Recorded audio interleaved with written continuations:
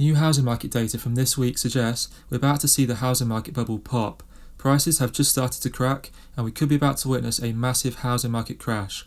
Things are really not looking good, and in today's video I'll be showing you the latest concerning data that I have seen, as well as other events that are taking place in the housing market industry which do signify growing weakness in the housing market. So first of all, to kick things off, I just wanted to take a quick look at the home builders and what they are doing, as it does seem they are starting to halt construction. So home builder confidence hit a 2-year low in July as inflation and supply chain constraints prompted many builders to halt construction on homes. The home builder confidence index has now dropped for 7 straight months, and build expectations for both current and future sales have dropped sharply, meaning that many home builders don't deem it worthwhile to be building more homes right now. Also hurting confidence is the increased interest rates that are driving up the cost of new mortgages significantly. This is dramatically slowing down sales for homes that are being put on the market, and overall buyer traffic is dropping off. This is only going to get worse as interest rates increase, further driving mortgage rates up. And with inflation being at 9.1% now, the highest it's been for about 40 years, it's showing no signs of slowing down anytime soon. So although home builders are starting to slow down on future builds, inventory levels are still gradually starting to build up. Now this is because there are still ongoing builds that are being finished right now, as well as there being a lower overall demand due to high prices and high mortgage rates. Now according to Redfin, this has led to the months of supply rising to 1.7 months, up from 1.5 last month and 1.2 months year over year. So now let's have a look at some of the key housing market data that is starting to signify that the housing market bubble is starting to pop. So firstly, looking at the updated data from Redfin's market analysis of 400 metropolitan areas in the US, we can see that all of the main market metrics do suggest that we are heading in a direction of weakness in the housing market. So firstly, the median sale price continues to gradually fall, now at 393.4k, which is down 0.7% from last month in June. However, perhaps more interestingly, is the median asking price of newly listed homes is down 2.8% from the highs that we saw back in May. So the number of homes selling above the listing price has also started to fall sharply, and the number of listings with price drops is now up to 7.1%, which is far higher than any other point in recent history. The number of listings with price drops has been growing ever since March earlier this year, and is showing no signs of slowing down anytime soon. So existing home sales for June came in at 5.12 million compared to analyst expectations of 5.35 million. So this is a decline of 5.4% compared to the expected decline of just 1.1%. Now the fact that home sales are declining, and declining at a faster rate than what analysts did expect to see, further signifies that there is weakness in this market. And when the market is weakening, the number of sales usually does drop because you need buyers to facilitate sales, and there may be plenty of people looking to sell their home, but they do need buyers for that to happen, obviously, and if the buyers are not there, then this is going to drop off the amount of homes that are selling every month. Now, taking a look at Goldman Sachs Affordability Index, we can see that the affordability of housing has been decreasing consistently pretty much since 2020, and it is now at its worst point that it has been since just before the 2008 global financial crisis. Now this is pretty alarming, and the graph itself is pretty alarming to look at in my opinion, because we all know what happened in the housing market during this financial crisis, and we are now at the same level of unaffordability that we saw just before this 2008 crisis did happen. Now all of this current market data does suggest that the demand and supply balance in the housing market has really started to shift towards an excess in supply.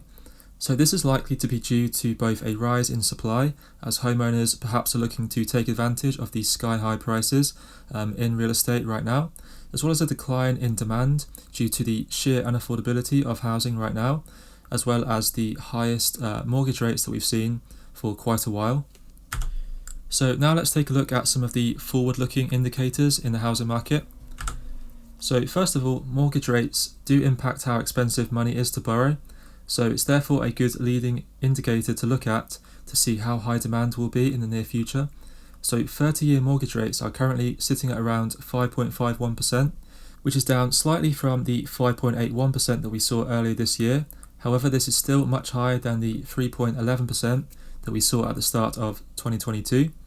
Now personally, I believe that this current 5.51% rate is probably going to move higher in the coming months. Inflation is obviously quite out of control right now, and the Fed are continuing to hike interest rates because this is necessary to combat the inflation. So mortgage rates are therefore going to follow the interest rates if they go up.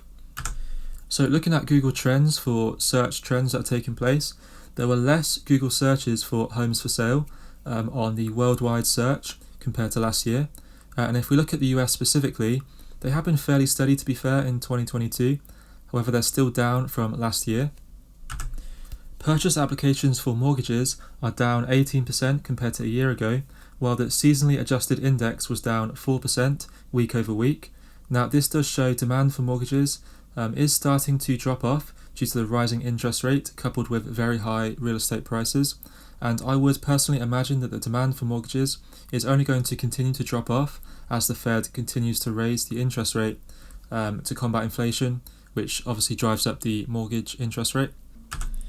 So with the interest rate being a key factor in determining where the housing market does go, I wanted to take a look at the correlation and the relationship between the interest rate and the unemployment rate and how this could further impact the market in terms of demand for housing.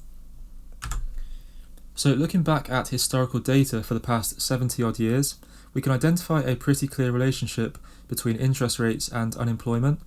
So the general correlation is that a rise in the interest rate does generally lead to a rise in unemployment, which is normally lagged by a few years.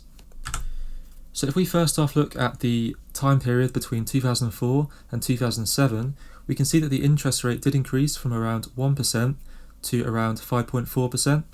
And then lagging behind this sharp rise in interest rates, unemployment increased from 4.5% in 2007 to around 10% in 2010. And it's not just this period of time as well.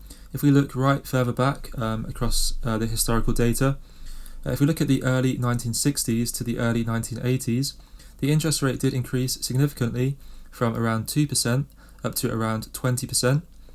Then unemployment did follow this trend, lagging behind by a few years, rising from just below 4% in the mid-1960s all the way up to around 11% in 1982. And then again, after unemployment peaked in the early 1980s, the interest rate consistently dropped all the way until 2004. And this correlates with the unemployment rate, as we saw it drop from the peak of 11% in the early 1980s down to around 4% in the early 2000s. So it does spike up a bit in 2001 and 2002. However, this is likely due to the dot-com bubble that took place, where many internet companies suffered heavy stock price drops, and we saw many layoffs and bankruptcies take place in this period.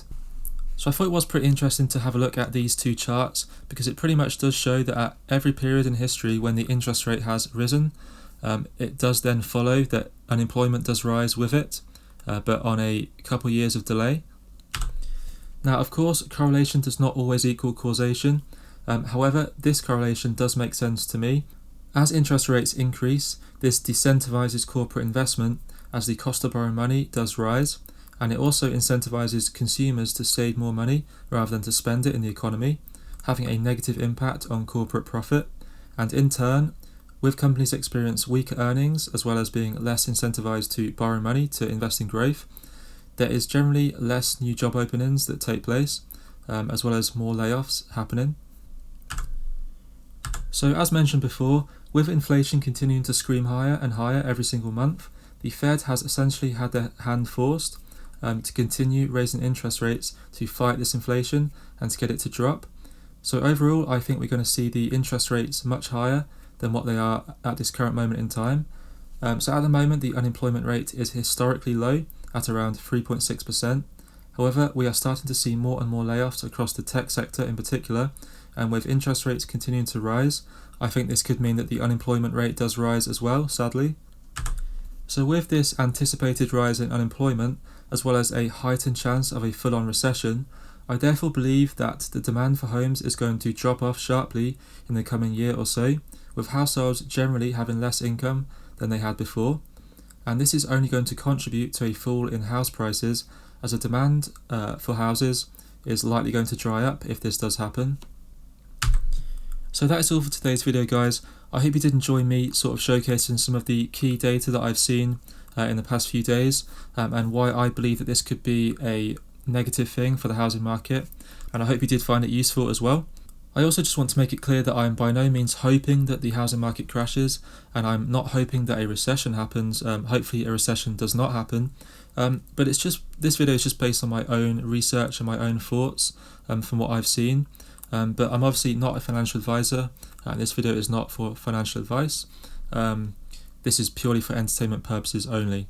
With that being said though guys, if you did enjoy the video, please remember to leave a like, as that does help out a lot. Also drop me a comment, let me know what your thoughts are on the housing market right now. Be sure to subscribe as well if you want to see more videos similar to this in the future.